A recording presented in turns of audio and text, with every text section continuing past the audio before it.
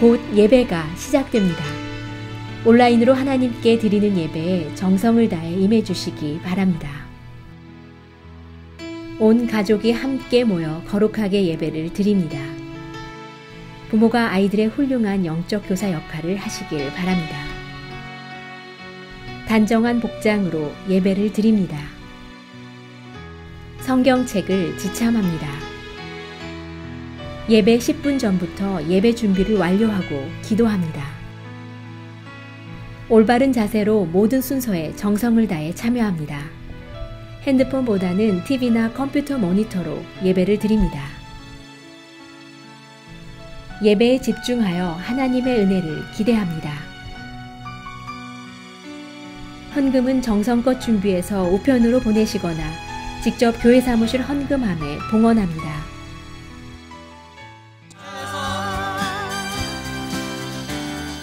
우리를 죄에서 구하시려 주 예수 십자가 지셨으니 기쁘게 부르세 할렐루야.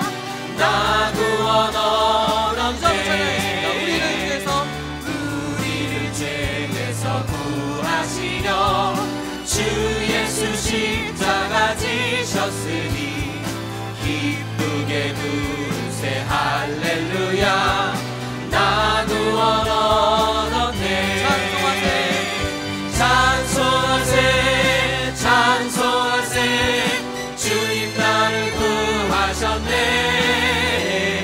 찬송하세 찬송하세 주가 구원하셨네. 나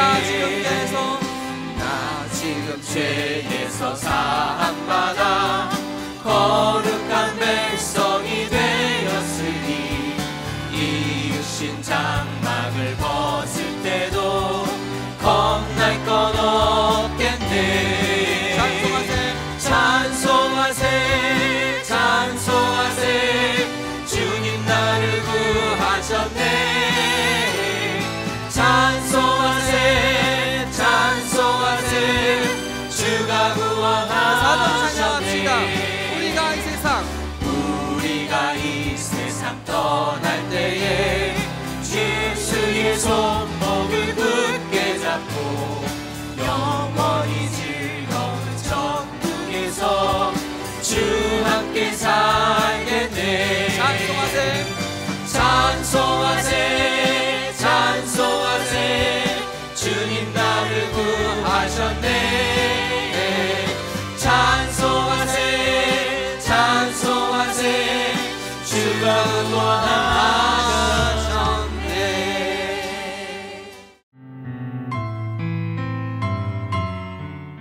자비로우신 하나님 아버지, 오늘을 허락하신 주님께 감사와 찬송을 드립니다. 죄와 허물로 죽을 수밖에 없는 저희들을 십자가의 사랑으로 구속하시고 죽기까지 섬김의 본을 보여주신 주님의 은혜를 깊이 묵상하는 사순절을 보낼 수 있도록 인도하시니 감사를 드립니다.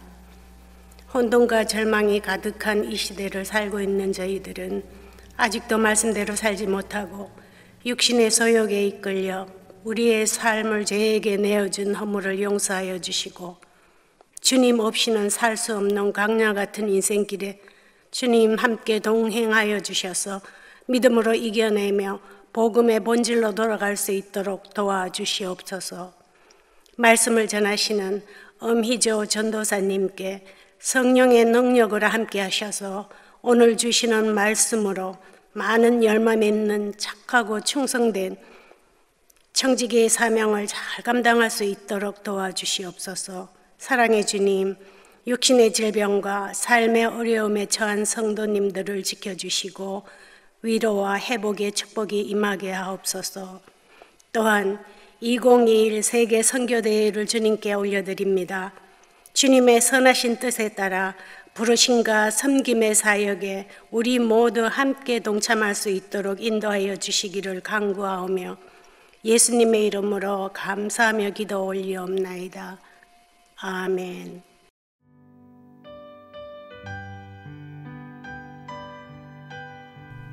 오늘 우리에게 주시는 하나님의 말씀은 마태복음 20장 17절부터 34절입니다. 함께 봉독하시겠습니다.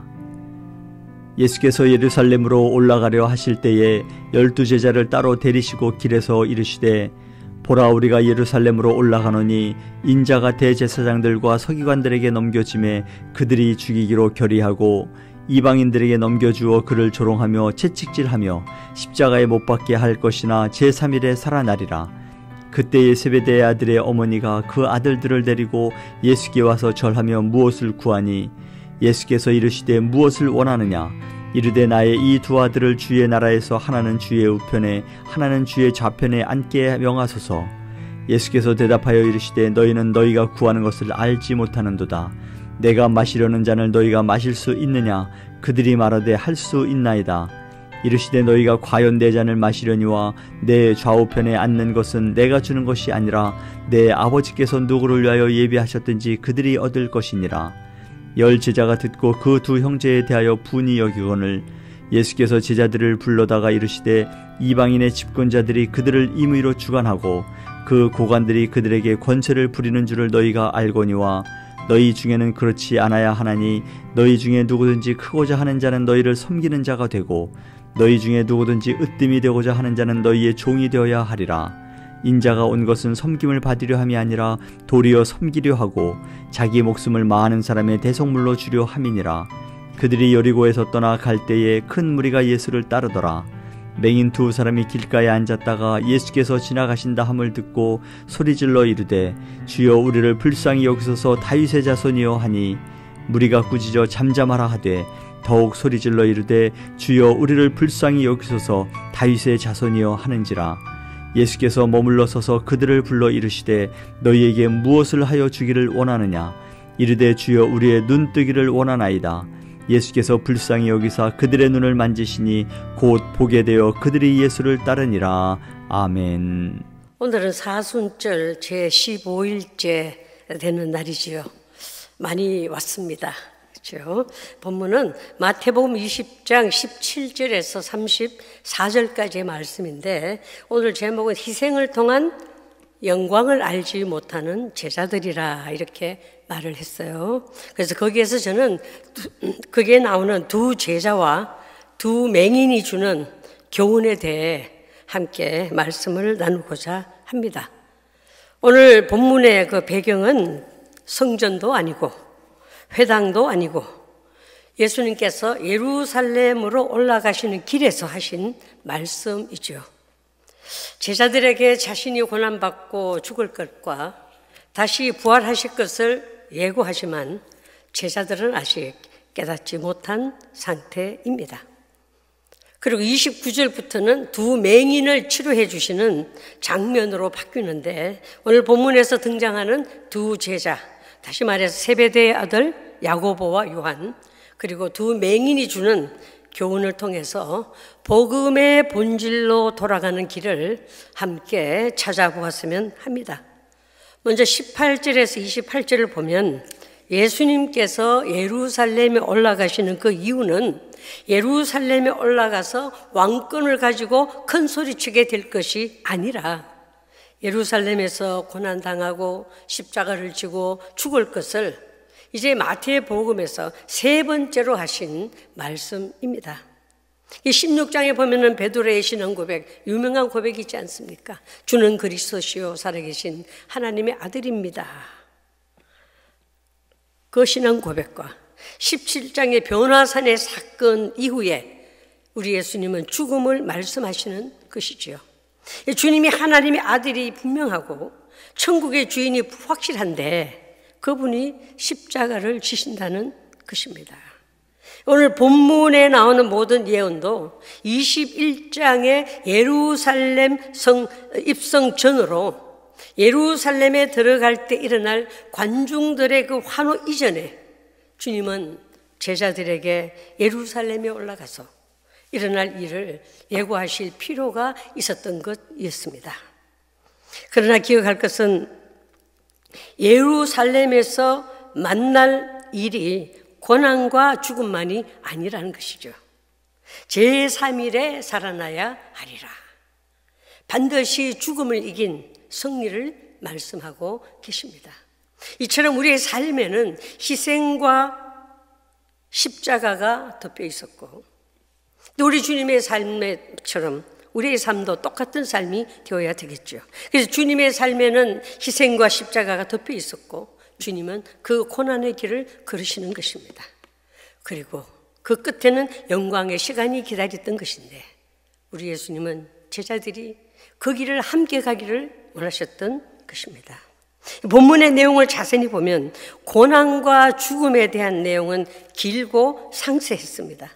세심했습니다. 그러나 부활에 대한 기사는 짧아요. 왜 그럴까? 질문을 해봅니다.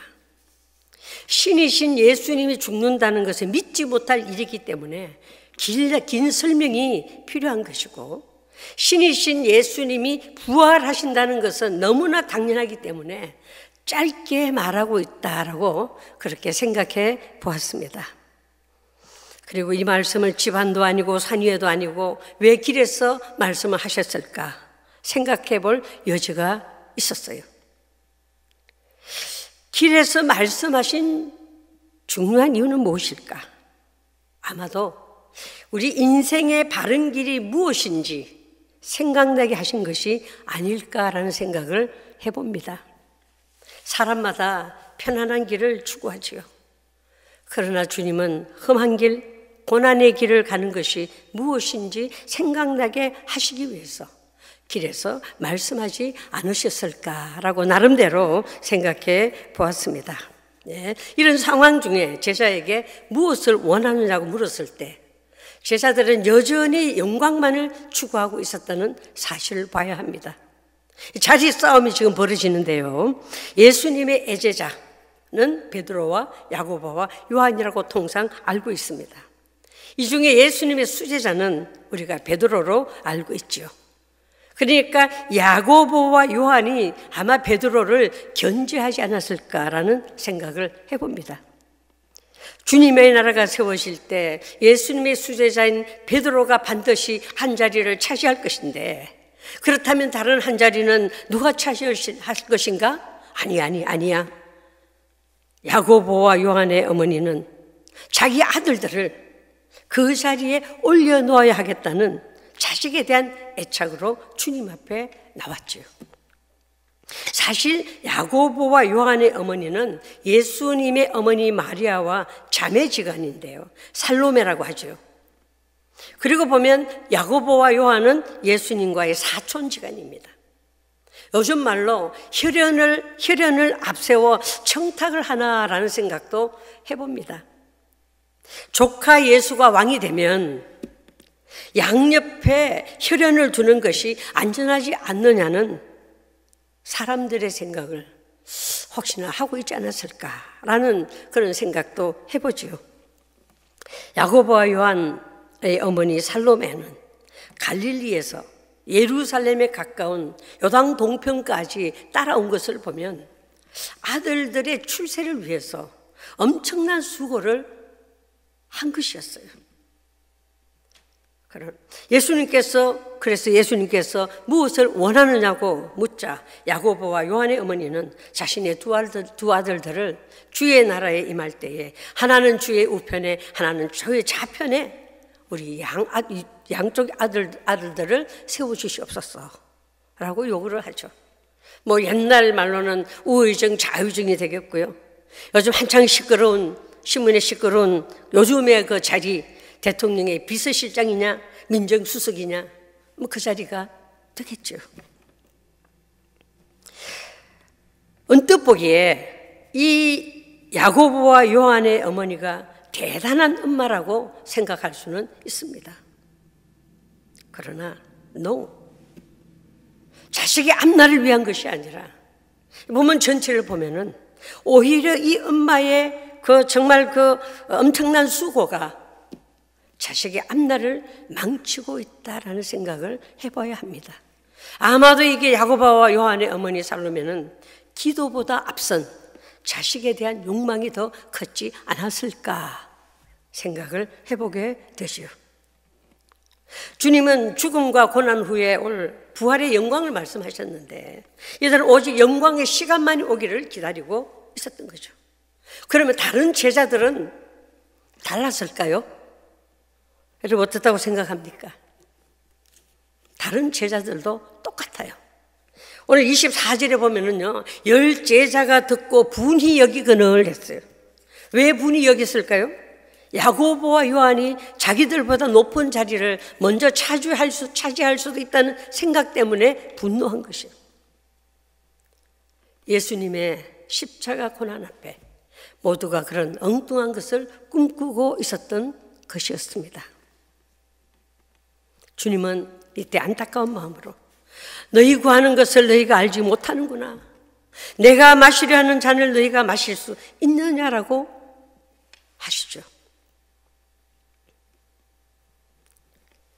그럴 때 야고보는 어떤 대가를 지불하더라도 높은 자리를 얻겠다는 욕심으로 그 고난의 잔을 마실 수 있다고 선뜻 대답을 했던 것입니다. 여기서의 잔은 고난의 잔을 말하는 것이죠. 그런데 이들은 우선 욕망에 차서, 욕심에 차서 그 잔을 마실 수 있다고 다른 10 제자들보다도 먼저 대답을 했던 것이었어요. 그런데요, 예수님께서 뭐라고 말씀하셨냐면요, 아니야, 너희들은 마실 수 없어라고 하신 것이 아니었어요. 너희는 도저히 그것을 못 마셔 말씀하지 않았습니다. 뭐라고 하셨냐면 너희가 과연 내 잔을 마시려니와, 너희가 과연 내 잔을 마시려니와 라고 하셨어요. 그렇게 말씀하신 이유는 이제 이들이 시간이 흐른 뒤에 미래의 이들이 감당할 고난의 잔을 우리 주님께서는 미리 알고 계셨기 때문이다라고 합니다. 실제로 야고보는 사도행전 12장에 보면은 헤롯 아그리파 1세에 의해서 순교를 당하죠. 요한은 순교를 당하지는 않았지만 로마 황제 도미티안 때 반모섬으로 유배를 가게 되는 것입니다. 이들만 그런 것이 아니라 다른 제자들도 모두 순교를 당했어요. 우리 예수님께는 이미 이 사실을 이미 내다보고 있었기에 너희가 과연 내 잔을 마시려니와 라고 말씀을 하셨습니다. 이런 사실을 보면서 깨닫는 것은 당장은 우리가 미련한 신앙을 가지고 있을지언정 우리 하나님은 그것마저 사용하셔서 우리를 만들어 가시는 분이심을 오늘 본문을 통해서 깨닫게 됩니다. 그러나 여기서 분명히 말씀하시는 것은 야고보와 요한이 나중에 고난의 잔을 마시겠지만, 얘들아, 이 좌우편에, 영광의 자리 좌우편에 누가 앉게 될지는 아버지의 고난이라고 단언을 하시죠. 그리고 지금 자리 다툼할 때가 아니다 라고 하시면서 26절 이후에 뭐라고 말씀하십니까? 26절 이후를 한번 읽어볼까요? 너희 중에 누구든지 크고자 하는 자는 너희를 섬기는 자가 되고 너희 중에 누구든지 어뜸이 되고자 하는 자는 너희 종이 되어야 하리라.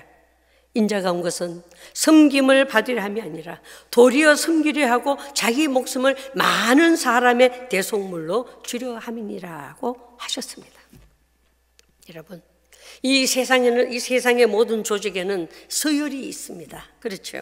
학교에는 선배와 후배가 있고요. 직장에서도 상사와 직원이 있고요. 고용인과 피고용인이 있습니다. 이런 세상 서열은 자연스럽게 아랫사람이 윗사람을 섬기고 당연히 복종해야 한다라는 것과 그렇게 해야 생존권이 보장된다거나 할까요? 여러분, 가끔 이렇게 드라마에서 보면은 어느 큰 회사의 회장이 차에 출근을 하면서 지금 현관 앞에 차 탁 내리면 정문에서부터 머리 숙인 직원들이 쭉 나열해서 있는 것을 우리가 보지요. 여러분, 그것이 부럽던가요? 심지어는 모 대형 교회에서도 그런 모습이 있음을 지적하는 기사가 종종 나옵니다. 여러분, 우리가 기억해야 될 것은 세상이든지 교회에서든지 그리스도인들이 있는 곳에서는 높아질수록 낮아지는 모습이 보여져야 한다고 오늘 말씀을 하고 계시는 거죠. 예수님의 좌우편에 앉는 자의 권한은 하나님께 있는데 하나님의 기준은 이렇다라고 말씀을 하고 있습니다. 속담에 벼 이삭은 익을수록 고개를 숙인다라는 말이 있지요. 교양이 있고 수양을 쌓은 사람일수록 겸손하고 남 앞에서 자기를 내세우려 하지 않는다는 것을 비유적으로 이르는 말입니다. 우리가 너무나 잘 알고 있는 테레사 수녀가 어느 날 한 어린 아이의 고름을 만지고 짜내고 치료하고 있을 때 함께 살고 있던 그 한 분이 이런 질문을 던집니다. 수녀님, 당신은 잘 사는 사람이나 편안하게 사는 사람이나 혹은 높은 자리에 사는 사람들을 볼 때에 시기심이 생기지 않나요? 첫날 만날 이렇게 참 어려운 일, 힘든 일, 하찮은 일, 남들이 다 고개 돌리는 그곳에서 그 일을 하시는 수녀님은 이런 삶에 만족을 하십니까? 라고 질문을 했대지요. 이런 질문에 테레사의 유명한 대답은 이렇습니다. 허리를 굽히고 섬기는 사람에게는 위를 쳐다볼 수 있는 시간이 없어요 라고 했답니다. 허리를 굽히고 섬기는 사람에게는 위를 쳐다볼 시간이 없어요 라고 했답니다.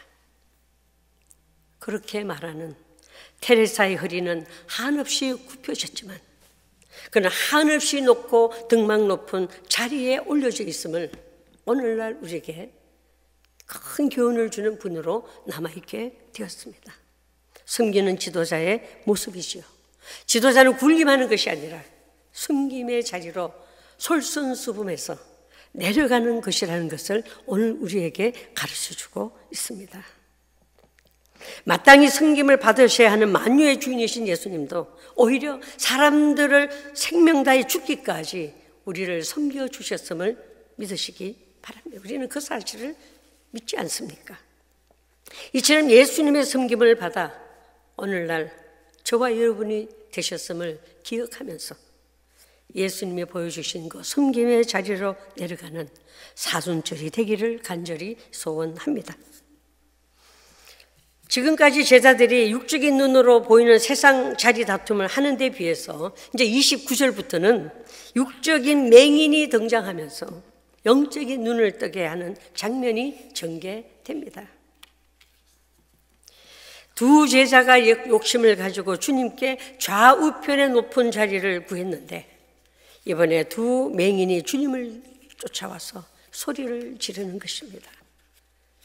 21절에서 야고보와 요한의 어머니가 두 아들을 데리고 주님 앞에 나왔을 때 예수님께서 무엇을 원하느냐라고 하셨지요. 32절에서 주님은 이 두 맹인에게도 무엇을 하여 주기를 원하느냐 똑같은 질문을 하고 있습니다. 두 맹인은 길가에 앉아 있다가 예수님이 지나가신다는 소리를 듣고 소리를 질렀어요. 그때 주변 사람들은 잠잠하라고 했지만 예수님은 가던 길을 멈추고 그들을 부르십니다. 그리고 무엇을 하여 주기를 원하느냐 하셨죠. 여러분, 무엇이 가시던 예수님의 발걸음을 멈추게 하였을까요? 무엇이 예수님의 걸음을 멈추게 하셨을까요?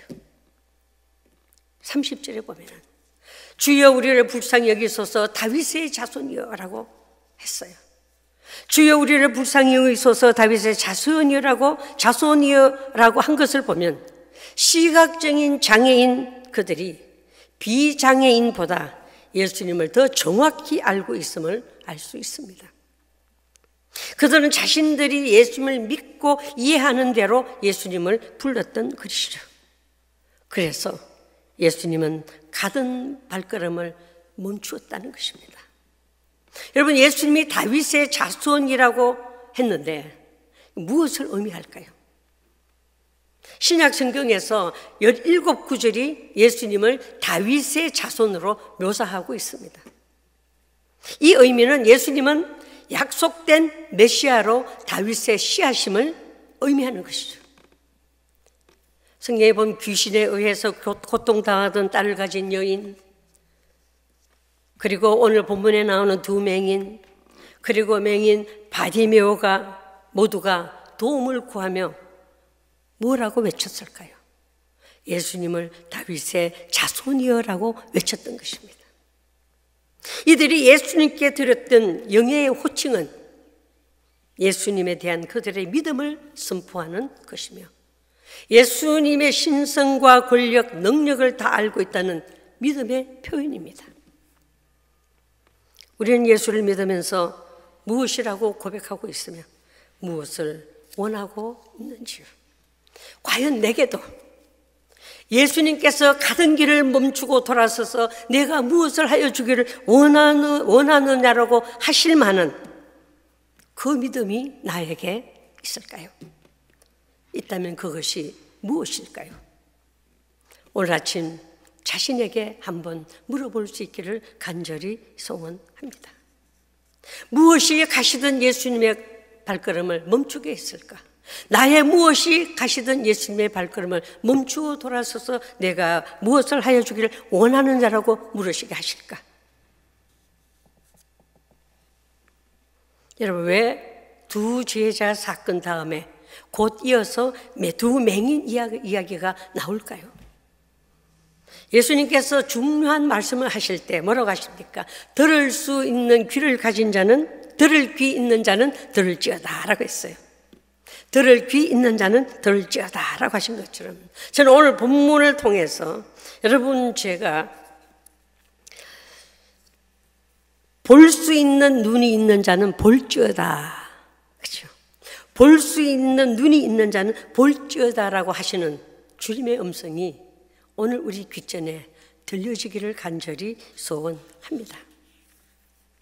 육신의 눈이 어두워 자리 다툼을 하는 두 제자들과 예수님을 향한 정확한 믿음의 고백을 한 두 맹인이 고침을 받는 것으로 연결되면서 오늘 저자 마태는 우리에게 중요한 메시지를 주는 것이죠. 우리에게 정말 필요한 것은 높은 자리와 부유한 살림이 아닐지 모릅니다.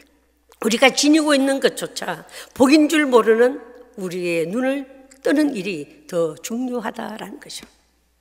그래서 볼 수 있는 눈이 있는 자는 볼지어다. 우리도 육안에서 벗어나 영적인 눈을 뜨고 나면 이 땅의 십자가도 의를 위한 고난과 시련도 그것이 얼마나 가치 있는 일인지, 그리고 그것을 누리는 것이 얼마나 큰 복인지를 알게 될 줄 믿습니다. 눈앞의 이익이나 즐거움에 빠져 중요한 것을 놓치는 어리석음에 빠지지 않는 우리 모두가 되시길 간절히 소원합니다. 눈을 떠서 내가 간절히 원해야 할 것이 무엇인지 바로 분별할 수 있기를 소원합니다.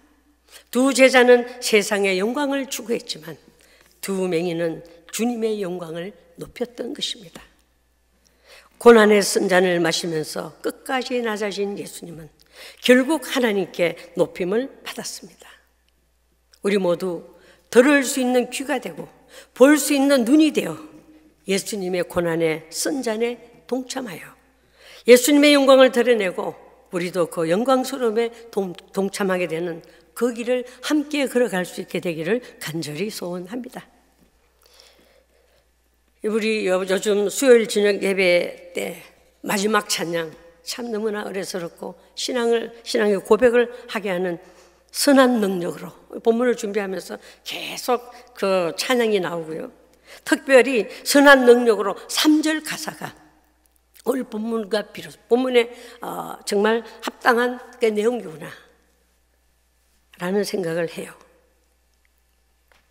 주님이 마신 고난의 선잔을 우리도 감사하며 받으리. 주님의 남은 고난 채워가며 예수와 복음 위에 살리라. 이것이 우리 모두의 신앙 고백이 되었으면 합니다. 이 고백으로 인해서 걸어가시던 예수님의 발걸음을 멈추게 하고 돌아서서 내가 너에게 무엇을 하여 주기를 원하느냐 하는 축복된 음성을 들을 수 있는 귀한 자들이 되기를 간절히 소원합니다.